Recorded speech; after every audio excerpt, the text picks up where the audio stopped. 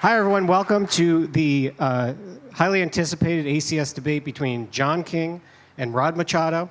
I mentioned at the opening session this morning, they have both agreed to accept the results of this debate if they win.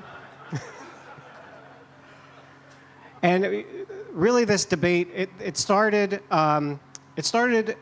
this spring before the ACS went into effect. And for those of you who don't know, the Airman Certification Standards have replaced the practical test standards for new pilots training for the private pilot and instrument courses. And really, this was done, one of the main reasons this was done was to get rid of a lot of these confusing, outdated questions that were in these written tests that were just terrible on things about NDB and questions that required interpolations and answers that were within a few feet of each other for runway lengths, and it needed to be changed. And what has happened is everything has been overhauled. Really, it's been a very big change, and so it was actually John King, who is a columnist, as you know, for Flying Magazine, contacted me, and he said, I know that Rod has his opinion about the ACS and these changes that are happening. And John obviously has his opinions. He was on the working group that helped craft these rules. He said, what would you think about us doing a dogfight-style article in the magazine where I would give the pros of the ACS, Rod would give the cons of the ACS, and we could actually run this article in Flying Magazine and run the same article in AOPA Pilot. Rod is a columnist for AOPA Pilot, and AOPA does these from time to time. They do these dogfight-style articles. So I contacted my friend Tom Haynes at AOPA, and he immediately said, yeah, let's do it.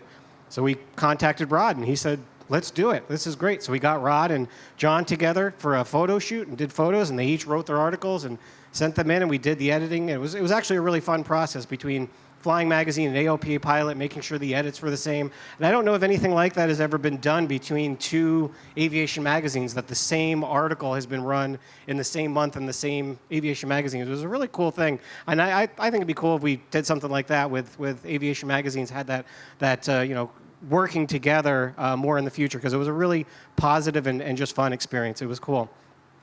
So now I'd like to call John and Rod up to the stage. Now, guys, I get to be Chris Wallace. You have to decide. Thank you very much. If you guys want to. We weren't sure if that was going to happen. I know everybody's thinking, okay, who's Hillary, who's Trump? That's what they're thinking. Don't deny it. Don't deny you're thinking that. Don't deny it. So who knows how it'll go, but... So I think we should start. We'll get into a good debate, but I think where I'd really like to start is to have John explain to us, what did you do? Well, that's actually a good question, Steve. The Airman Certification Standards did not change the skills required of a pilot. So they're how we evaluate a pilot when they become a pilot, particularly on the private instrument now, eventually on every one of them. But the idea is, what are you going to ask the pilot to be able to demonstrate? We want them to demonstrate skills. And then previously, there were no standards for the knowledge. And what that really meant is that they could ask anything, and did ask anything. And so they would ask tricky, trivial, obscure things. And what had happened is, as the FAA would ask tricky things, so the aviation community that was doing instruction for pilots would start preparing them for tricky things. So the FAA then would start asking trickier things, and more trivial and more obscure. So they wound up asking how many satellites are in the GPS constellation. Well, no one knows the full component. You just don't know. You just enough for it to work. So they would ask tricky, trivial, obscure things. And so eventually they were asking on ADF, they would ask, if you know the bearing to the station and the relative bearing, the magnetic bearing to the station, relative bearing, what's the heading of the aircraft? Well, you can do some math and get there, but normally the way you tell the heading of the aircraft is you look at the compass.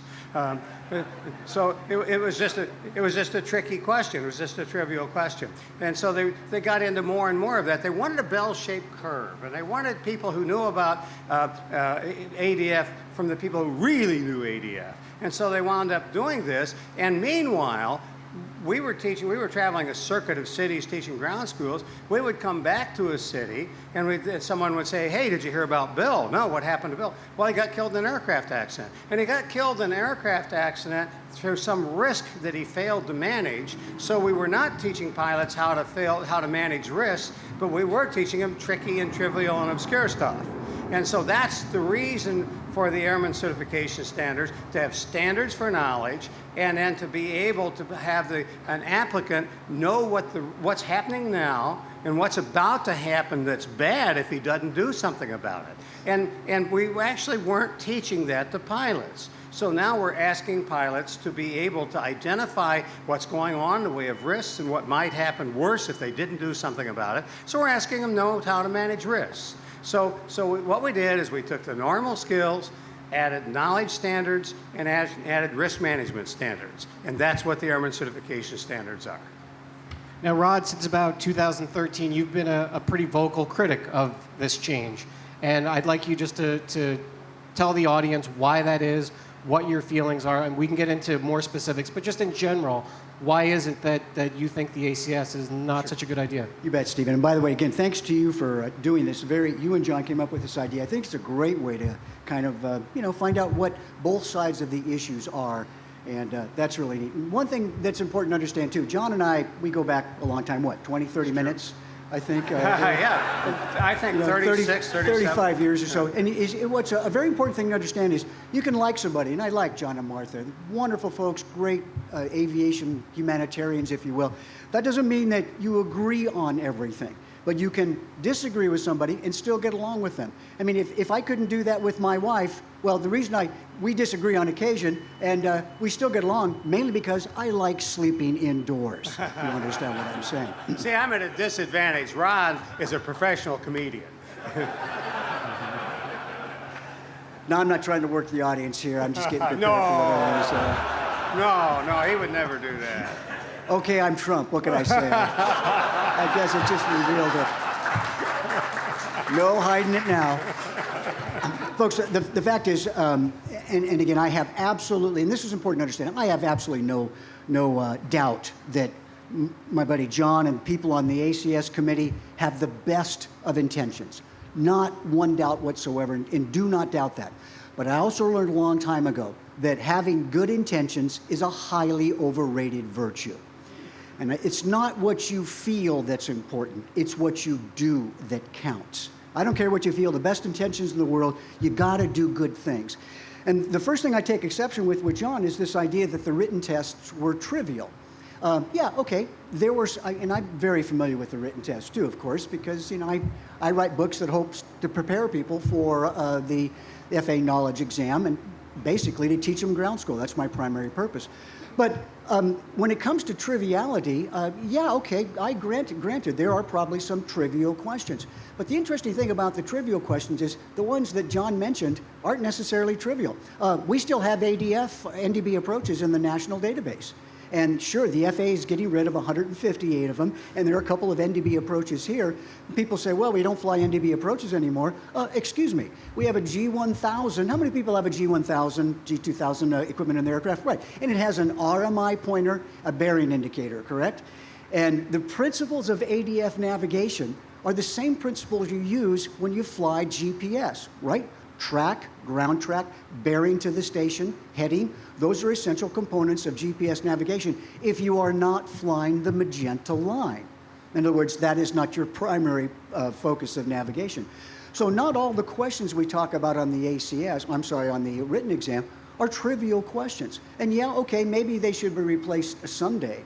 But these questions, in essence, have been tested and tried over the years and refined in such a way that they test a person's knowledge. Now, this is the point I want to make about the test questions.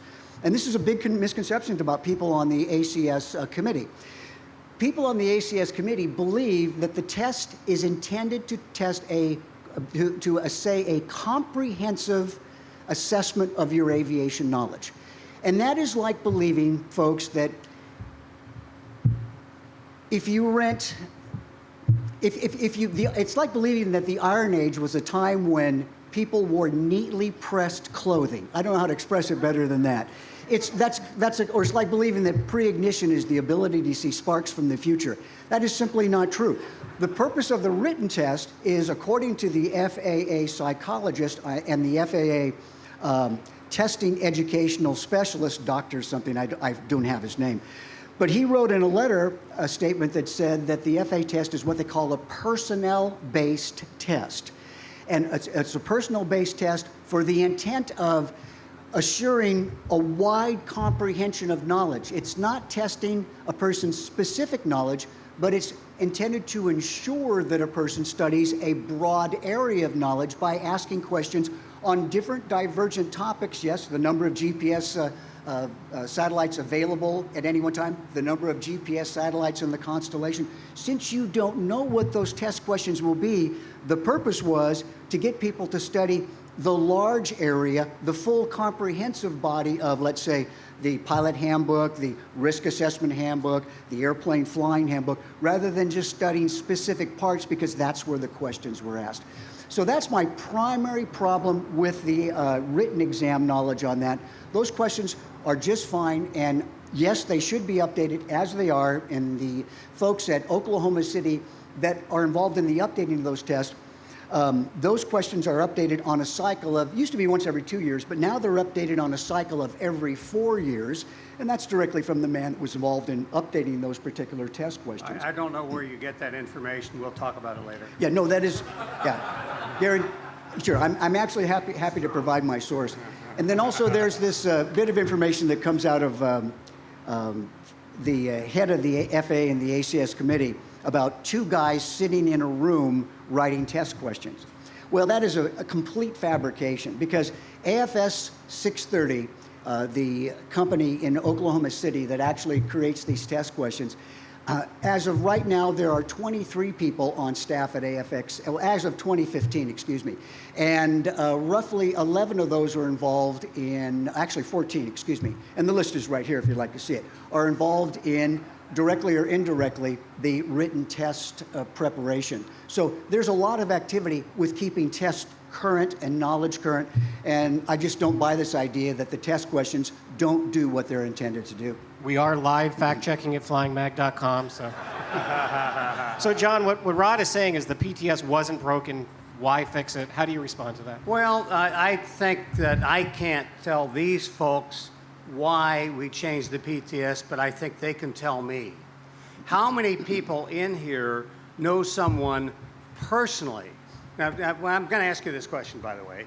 And if the answer is yes for you, I'd like for you to put your hand up, leave it up, and look around the room. And here's the question. How many people in here know someone personally who was killed in an aircraft? Put your hand up, leave it up, and look around the room, and it's about 3/4 of us. And that's why we are changing the PTS to the ACS. And most of those accidents, a lot of people think that those accidents happen because of a failure in skills. But what happens is a person gets themselves in over their head, and no matter how good their skills are, they're going to get in over their head in their skills if they fail to manage risks. And skill failure is the result, is the ultimate result of a failure to manage risks. You get yourself in beyond the airplane's capability or your capability as a pilot. So what we would like to have people do, the first step in risk management is situational awareness. Do you know what's going on? And do you know what might happen bad if you don't do something about it? And we, believe it or not, amazingly, weren't teaching pilots the systematic habit of managing risks. There are a lot of other things we do teach pilots. We give them checklists, and we have them use checklists and so on. But I'm a big believer that if you teach someone to look both ways before they cross the street, the outcome will be better when they cross the street. And there are many similar things in aviation that we need to teach pilots. But as a community, we just haven't been habitually doing that. And do we have it down yet now? No. Is it perfect now? No. Can we improve at it? Yes. Is the ACS in the current version a final answer? No.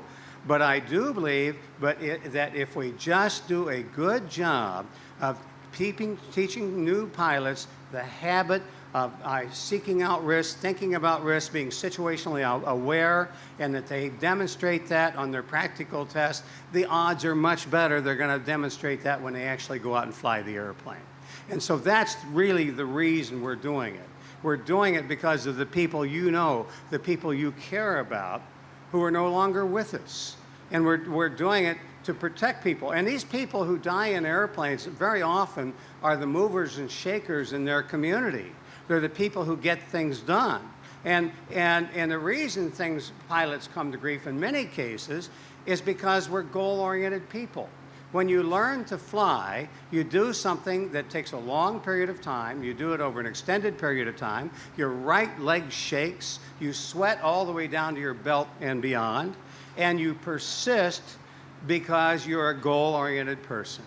And that very goal orientation, which makes us the movers and shakers in our communities, makes us the achievers that all of us know and love, is a risk factor in an airplane. Because we tend to deny those things that prevent us, those realities that prevent us from accomplishing what we want to do. And so what we have to do is have pilots who are situationally aware when they fly, and they need to know how to be situationally aware. Now, you just can't say to a pilot, think. You have to tell them what to think about and how they think about it so that they can think about the risks associated with what they're doing and how they can mitigate those risks. So that's what it's all about. That's what's wrong with the PTS. The PTS worked very well on skills, and it worked very well for many years, and we are very, very slowly improving the fatality rate. It's better than it's ever been, and we're improving it. And I would like to think that we're improving it because we're doing a better job of teaching pilots things like this. But do I think do we have to necessarily make flying more expensive? No, we don't. I think if you teach this as you go along, as a person learns to fly, you give them scenarios and ask them to make decisions and tell them, here's the situation, what would you do about it? We can do this without increasing the cost. And we're being told right now that check rides are taking about 20 or 30 minutes longer. Is there some cost increase? Probably there is. Can examiners get better at it? Yes, I think they can. I don't think examiners have the final word on all of this. I don't think they know exactly how to do it. It's new to this aviation community. But I do think that we don't let children cross the street without looking both ways, and there are many, many risks in flying that are very subtle. We need to tell people how to identify those risks and mitigate them. It happened in scuba diving. Folks, in 1970, when Martha and I started scuba diving, the fatality rate was about 110 fatalities per 1,000,000 dives. In 1989, they had it down to 11.9 fatalities per 1,000,000 dives. They improved it by an order of magnitude. Why did the scuba industry improve it by an order of magnitude? They shifted their focus on teaching people skills. In the 70s, we learned to scuba dive. You had to be a He-Man and had to go the whole length of the pool underwater and all sorts of physical tests you had to do. And they started teaching identification and management of risks. And that made an order of magnitude of improvement in the fatality rate in the scuba industry, and I believe we can do it in aviation. We're on our way to doing it. The ACS really does emphasize risk management, situational awareness. And I wanted to ask Rod, do you think that was a change that made sense to do? Okay, and allow me to say something before you answer Okay. that. Let me tell you exactly what I stand for, folks. I stand for and have stood for this publicly for the past 30 years. And that is, I believe that every person should have the opportunity to earn a private pilot certificate at minimum cost, a reasonable cost, with minimum government hassle and hoops to jump through. And this is becoming ever more difficult. But, and I intend to show that to you in a second, but the point is that getting a private license is now becoming far more difficult.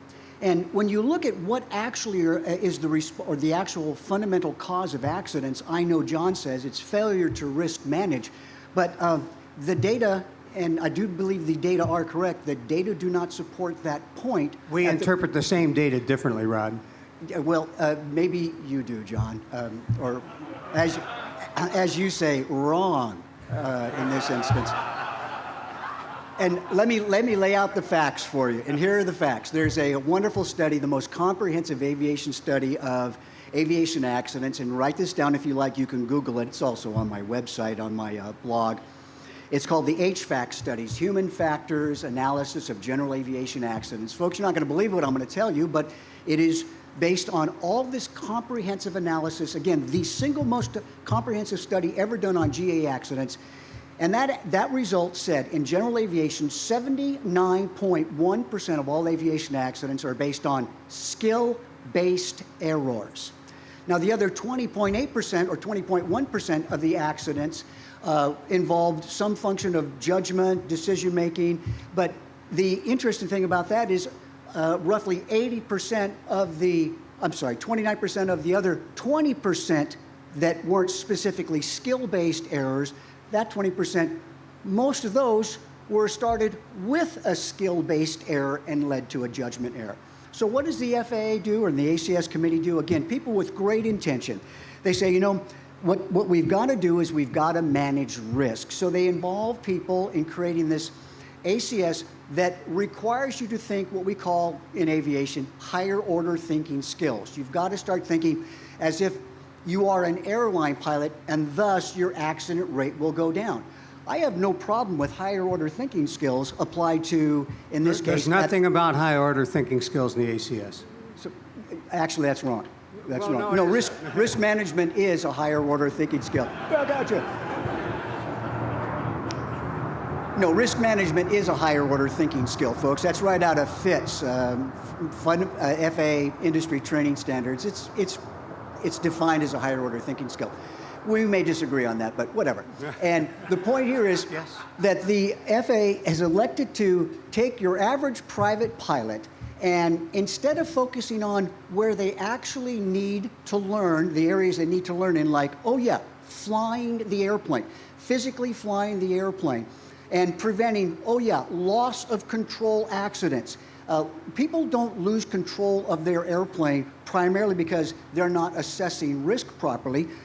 People are losing control of their airplane basically because they don't know how to fly the airplane the way they should be flying the airplane. So what are we doing? ACS committee comes along and says, let's see, let's do this. We have a PTS that tests flying skills. Let's add higher order thinking skills. First question I asked one ACS committee member, or I asked 5 ACS committee members at Sun and Fun, I said, what proof do you have that based on the dramatic change you're making on the PTS, to wit, John said, yeah, maybe there'll be some more increase in time. Yeah, well, trust me, folks, oral examinations now are going in excess of 4 hours. In fact, is Mark in here? Where is Mark? Mark, what did you say the amount of time was that student spent on the recent oral examination that was done under the ACS for the private pilot exam? Okay, 4-hour oral and 2-hour flight. Oral exam should not take more than about an hour and a half if the student knows his material. Diego Garcia, San Diego, California, 5-hour oral from the FAA inspector, the DPE, who is doing a test under the ACS. That will happen. But getting back to my main point, so we have these higher order thinking skills that are being applied now, and what is happening is we're making the oral examination cost take longer. That will be commensurate with an increase in price of the private pilot oral exam, which, by the way, the private pilot check rate in Southern California cost $800. All right? That's right. For a private pilot check rate, expect that to go up. So, get to my point, and the point was I asked these folks on the ACS committee, what proof do you have, based on the increase in price we're going to see for a private pilot certificate because of the ACS, what proof do you have that the ACS are asking risk management questions on the oral exam, on a private pilot exam, will actually reduce accidents? Not one bit of proof, but I can prove to you that it actually doesn't reduce aviation accidents. And the proof is 10 years of FAA FITS, FITS, FAA Industry Training Standards, applied starting back in around 2002 all the way up through 2012. And the accident rate in general aviation aircraft, when FITS was applied, applying higher order thinking, risk management, situational awareness, And the accoutrements of what we call higher order thinking, the accident rate in some aircraft, like the Cirrus aircraft, actually went up. In other aircraft, it stayed the same for about 10 years, 12 years. That higher order thinking at the primary level has no effect on the safety of flight for primary students. What does have an effect is actually teaching people how to physically fly their airplane, and the ACS acts in contradistinction to that main objective. And that's my big beef about the ACS. Mr. King, you have 2 minutes to respond. Now, let me see if I got this right. You're opposed to thinking. No, I didn't say that. I'm opposed at the primary level to focusing on the things that don't help safety, which are stick and rudder basics. You're a very good debater. And what you're doing is setting up a straw man. You're misstating my argument and then tearing down the argument that you misstated. I was not planning to do that until after the debate, John. So. You did a fine job of it. And Well, so you we are don't so mention kind. higher order thinking skills, and we Nobody don't said mention that, fits. and there's your straw man, my friend. And so what we're talking, let's get this right. Do I have it? You want us to not tell people about risks? What makes you think that teaching primary students, teaching them good basic stick and rudder skills in the normal process of teaching somebody how to fly does not teach somebody the basic skills at the level at which they're learning, thinking skills, risk assessment skills, awareness skills? That's what they're taught at the primary level. What you've done now... Then what's your objection? My objection is you have taken and made the private pilot exam far more complex and far more, I believe, extensive to the extent that it's going to cost more for a person to obtain a private license with no tangible benefit. Well, none whatsoever. But that's not what examiners are telling us is happening. That is, you are certainly talking to the examiners that want to tell you the story you want to hear, my friend. Well, I think that's we're correct. using numbers. So we're actually doing a study on it, and you're doing anecdotal I've cases. seen the effects of the ACS study, by the way, so I know how that works. You know, And the it tended to be a little- interesting thing about this is I actually belong on the other side of the argument because I'm anti-government. I'm not a big fan of government. And if someone is going to make things more complicated and more difficult, I'd be the first there to object to it. But the problem is that this has been the most collaborative effort that I've ever seen. First of all, you talk about these two guys in the room. The head of Airman Certification Standards and Airman Testing is an ex-charter pilot in Alaska who flew single-engine airplanes for charter in Alaska. These are real-world people. These are not ivory tower people. And these are people who have also seen those people who came to grief in airplanes and think we can do a better job. And you act as if good intentions are bad things. But these are people who are knowledgeable. They're not ivory tower people. So what's your point? What's your point with that, John? My Where point are you going is, with that? Well, what was your point by saying good intentions or, they're just have good intentions? Well, my point is these are substantial people who know what they're doing and who are doing something that will result in safer, more capable pilots. Okay. And you got something against their knowing about risks when they learn to fly? John, I'm not quite following your logic there because I can see that. Somebody has It's obvious. Somebody has good intentions. Let me see if I have this correct now. Correct me if I'm wrong.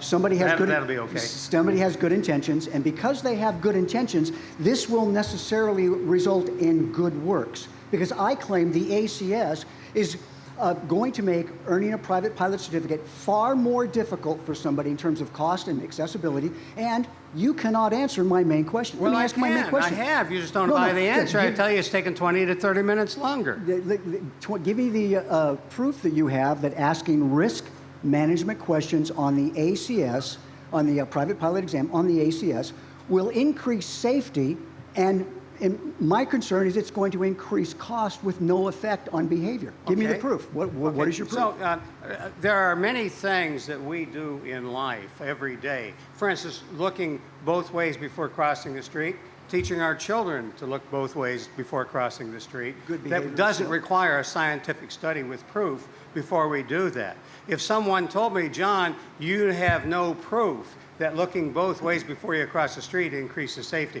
I'm still going to tell my children to look both ways before they cross the street, because some things are so obvious. If people become aware of the risks, and they think a little bit and they become aware of the risks associated with being goal-oriented, if they become aware of the risks associated with being fatigued, if they learn about those and they think about them when they wouldn't have thought about them otherwise, we're going to get a better outcome.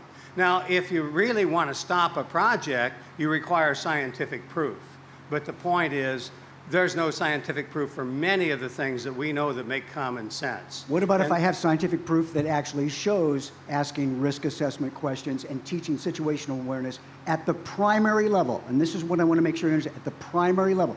I don't care about the, well, I care, but it's not the advanced level I'm really concerned about. It's the primary level, because that's where we keep people from having accessibility to. So you're saying you it's at can the primary supply level. proof. It doesn't. I can supply proof that the effect of risk management and higher order thinking, which is what risk management is, at the primary level, does not have the effect that you claim it does. Well, Would you like the get that proof? to the Airman Certification Standards working group, because we're meeting in December. It would be nice to have this information, and My we can information's improve been out since 2013. So where is that data? It's on my website since 2013 when I first responded Well, maybe to you the, could send it to me in an email, because Maybe the website, if you have a computer at home, you can go ahead and access my website. So John, and Rod, see it. Rod is asking. I say that with kindness, my friend. I can see that. I know you have a I computer. can see that. Rod is asserting that skills are more important than risk management At the primary primary level. level. Exactly. Yeah. And so the question I have for you is, does the ACS change anything with the skill training? No, we didn't change the skills at all. We still have the same skills, and let me make it clear. A pilot has to have skills. There's no question about it. They're terribly, terribly important. However, no matter how good a pilot's skills, if they fail to manage the risks, they're going to get themselves beyond their own capability and beyond the airplane's capability. And it happens to very, very skilled pilots all the time. Every pilot, no matter how good their skills, has a limit. And it's important for pilots to understand what their limits are and to live within the limits of themselves and their aircraft. And what we're talking about here is helping pilots do that. We have always required risk assessment on a check ride, but it's been a special emphasis item, and what we're doing is simplifying and improving the way we're expressing the need to be able to identify and mitigate risks. Right. And let me give you an example of what, first of all, simplifying is. The folks on the ACS committee, this is very bizarre logic, said we have to change the PTS because there are 16 special interest items that had been added to the PTS over its 30 years of development. PTS was a marvelous document. It was simple, easy to use, and it was practical. It had the word practical in it. So what happened was, somebody said, I'm not sure who does your math on the ACS committee, but it might not be you. You know, you're a sharp guy. But I'm not good at math. Somebody, 5 out of 4 people aren't, as a matter of fact. So don't worry about that. It's a delay reaction on this one. But here's the deal. Take some time. I can wait on this one here. 16 special interest items. Somebody said, oh my gosh, the PTS is bloated. We got to do something. Fine. Here's what they did. They got rid of the 16 special interest items. Talk about complexifying something, absorbed them into the PCS, thus becoming the ACS, and then added, wait for it, 363 risk management questions to the ACS, of which flight instructors, DPEs, and applicants are required to have knowledge of all those 363 risk management questions.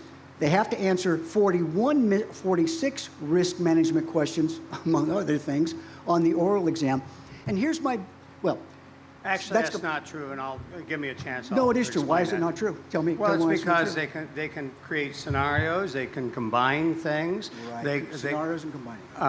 And as a result, we're asking a pilot to demonstrate the habit of identifying and mitigating risks. We're using these, and they can put them in scenarios, and as long as the scenarios cover the whole general situation, they don't have to ask what is it, 64 separate questions. They don't have to do that at all. What you want people to do, but what people actually do now, John, is actually much different, because the oral exam is taking 4 hours, 5 hours, 4.5 hours over here. Some examiner needs some help if that's the case. No, that's not the case. And the reason I say that, again, with all due respect, the older examiners that are doing this, they're going to do the things the way they've always done them. The newer examiners and the examiners that are being tested are going to do it the way the ACS actually says. And the ACS says you have to do this and this and this, just like I said. No, it doesn't. It does, and I disagree because the empirical evidence says the opposite. But my point there is this, that here's the real beef about the risk management questions that I have, and this really boils down to it in terms of making the exam easier, making the exam more complicated. The practical test standards was an amazing document because, as I say, it was practical. It was the most objective document for assessing somebody's skills, as objective as it can get. The risk management questions, if you look in the FAA's risk management handbook, it says this: risk management, as John teaches it and as the FAA teaches it, because it's the same way, is not an authentic, full-bodied risk management philosophy. What it does is it only measures hazards. In other words, identifying hazards rather than actually identifying, managing, assessing risk. Those questions are highly, highly subjective. Every single one. The FAA says that by definition, risk management is a subjective thing peculiar to an individual. So now we've taken an objective private pilot exam and have turned it into, in essence, what has become a highly subjective exam based on the whim of the examiner, the feeling of the examiner, because we've lost our objectivity from the PCS. That is my biggest beef with the, essentially with the PTS, other than making a private license harder to acquire because of extra time. Okay. Moving on to the economy. No, wait. No, so, John, I wanted you to address something. There's been a little bit of a controversy. Doug Stewart with SAFE, yes. He came out and said, well, wait a minute. He was on the ACS working group, and they specifically agreed that the definition of slow flight would not change. And now the definition of slow flight has changed in the new ACS and the way that instructors are supposed to teach. Fly at slow flight and do not allow the stall warning horn to activate. Can you explain what happened there? It is a very interesting issue. The question is, should we teach pilots, new pilots, to fly along with the stall warning horn on? For slow flight. For slow flight. We're teaching them to be able to maneuver the airplane in slow flight. And if we have them fly in a prolonged time with the stall warning horn on, are we teaching them a bad habit of ignoring the stall warning horn? And there's a group of people who feels you should never, ever have a person ignore the stall warning horn. So the slow flight has to be conducted at a speed with the stall warning horn off. The other group says, no, we want them to know what it feels like in the area of, or the region of reverse command on the backside of the power required curve. So we want people to know how sinky an airplane is when you're very near the stall, and that's one of your warnings you're about to stall. It's a good issue, and it had been brought up, and frankly, this change that says we now are going to have them fly with the stall warning horn off instead of on during slow flight just caught me by surprise, caught a lot of other people by surprise. And they were changing it in the handbooks, and when we met this last time in the working group, we went back and discussed how we got there and why did it catch me by surprise. And the reason it caught me by surprise is I was getting the things I wanted and I wasn't paying attention. And we're covering a lot of things in these meetings, and they wanted to change that. Somebody higher order in the FAA wanted to change it so that people would never fly with a stall warning horn on because they think it's bad to train pilots to fly over prolonged periods with the stall warning horn on. That came up and became a big issue at the last working group meeting we were at in Washington, D.C. And so they decided we're going to bring it again, we're going to review it again, and they sent all 50 of us on the working group questions to answer and to give our opinion and a very full dialogue on it, for a full dialogue on it. And this whole process, by the way, has been people with universities, independent flight instructors, people with flight schools, people who are in flight training business in all sorts of different ways. We've had over 50 people of it. We've been working on it. We've been working over to 5 years. It's the best, most adult collaboration that I've seen in my lifetime. It's all the skills that we learn in kindergarten were employed there. And we teach each other, we treat each other with civility and respect and do a good job doing this. And these are people very, very, very qualified to do this. And so it's not a bunch of bureaucrats doing it. They're people who are hands-on, have been teaching flying for decades. So we're going to review this business on the slow flight thing, and we're all going to type up how we feel about it, and we're meeting in December, again in Washington, and it'll come back, and we may get a different result out of it. I'm not sure that I know the answer to the question. My inclination to think that people ought to know how to fly in the region of reverse command and be able to tell that they're there just by the feel of the aircraft. On the other hand, I also think it's a bad idea to fly around and ignore the stall warning horn. So I don't know how I want it to come out. I don't know how it will come out. But I can tell you this: as with everything else we've done in this working group, it's been approached at a very, very high level with a great deal of collaboration and with a great deal of civility and respect. And it's been the most noble thing I have seen the FAA ever do. Many times I have not been a fan of the FAA. But in this case, they have been very, very noble about it, very high level about it. And as I say, we're at least employing the things we learned in kindergarten. So we'll see how this comes out. I don't know the answer to it. I don't know how I want it to come out. We're covering a lot of things in these meetings, and we've worked through a lot of detail. And so, frankly, some of us weren't paying attention, and I think that was probably the case with Doug. Certainly was the case with me. Rod, what did you think of when you saw that? It sounds like a big love fest over there at the ACS committee. That's what it sounds like. Is that okay, Rod? Is that all right? Is that okay? I'm just picking on you, John. You know, I can see that. You knew I was going to pick on you a little bit. You're welcome to do it to me, as you have been, I might add. But let's see, very high level, collaborative, kindergarten type of feeling, especially kindergarten logic, because folks, let me just say this. Here's what all that has produced. It has produced the dumbing down of another pilot skill. And that is, now the ACS doesn't require a pilot to fly in the backside of the power curve. You'll have to excuse me for being color me a skeptic, but let me nail my colors to the mast here. That is a bad thing. And you'll say, caught you by surprise. Well, before you do that, I just happen to have, you always want to do your research and never bring a knife to a gunfight. That is a letter from David Ord. You've probably seen that. I have seen that. You have, then I'll take it back. And I am barely literate, so I did read it. And that says that all the ACS committee members knew beforehand that the change in slow flight was going to take place. And apparently, not enough if you did something about that. So, I mean, that's what it says. That's Susan Parsons. No, and it's true. It's true. It's true. They Now, listen, documented you were that. honest enough to say he caught you by surprise. I get that. No, I just wasn't paying attention. Well, listen, I do that too, but I understand how that works. It's a personal problem. Okay, we seem to have the same affliction at times then, but the fact is that look at what the results are. The results is this dumbing down of aviation. We get rid of the NDB questions on the exam. We make airplanes, we allow them to fly now without being an applicant testing at the flight at minimum controllable airspeed. You cannot be in the region of reverse command unless you fly with a stall horn on in most airplanes. That is an aerodynamic fact.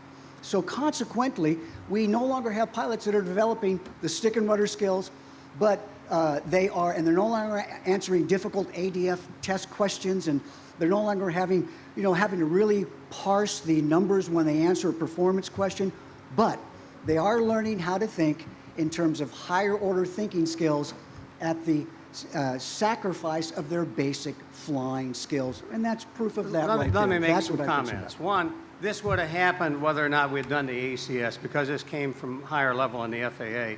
And the fact that we do have the ACS means we have the opportunity to reverse it.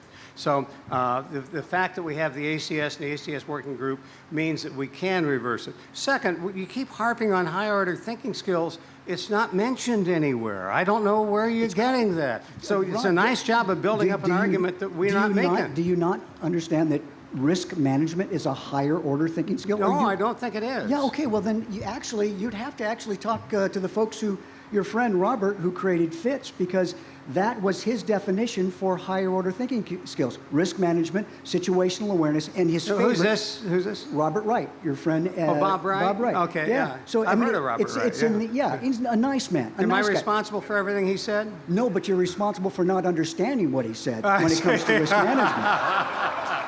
Whoa, he's good. He's good. He's very good. No, and again, I mean that with no disrespect to my friend here, but but here's my point.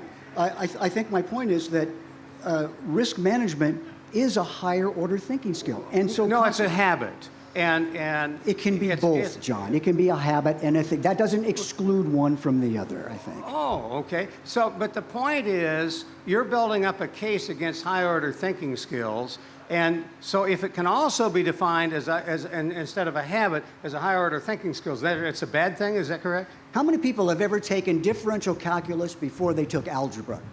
Anybody here ever take differential calculus? Yes. If you try to get a person to think like a professional pilot, a pilot with higher order thinking skills in this instance, before you teach them to fly, it will have no effect whatsoever.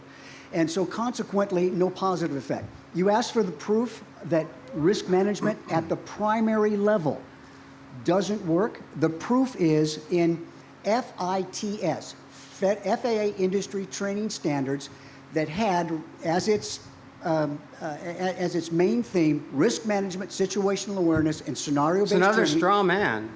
No, it's actual fact. I mean, you can't deny This is the a straw facts. man, though. Yep, and I can. Do you understand what a straw man is? I'll use your technique and on here's me. my point. 10 years, every time I go to prove it to you, you try to distract me here, but 10 years worth of application of risk management, situational awareness, scenario-based training in general aviation, no effect on the aviation safety level at the primary level, and that's You're what I'm talking actually about. arguing against situational awareness? No, I'm arguing that people should be taught to fly first before they're taught to think like airline pilots. That's what I'm arguing.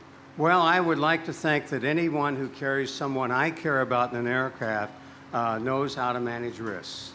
Yeah, John, I would suspect that anybody that is trained properly as a private pilot, trained well, then for that level of experience they're acquiring, they're learning how to manage risks at the level of experience they're acquiring.